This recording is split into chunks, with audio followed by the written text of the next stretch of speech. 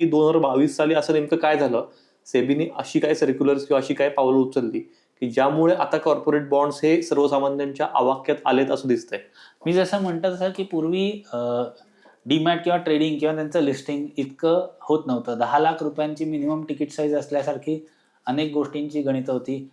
Government बॉन्डला सुद्धा म्हणजे corporate bond असं नाही, गव्हर्नमेंट बॉन्डची सुद्धा तिकीट साईजेस मोठ्या होत्या. आता अगदी 10,000 रुपयांपासून आपण यामध्ये गुंतवणूक करू शकतो डीमॅटच्या माध्यमातून आणि ही डायरेक्ट इन्व्हेस्टमेंट झाली. आणि म्युच्युअल फंडांच्या माध्यमातून आपल्याला पर्याय उपलब्ध आहेच. त्या केसमध्ये तुम्हाला डीमॅट पण आवश्यक नाही.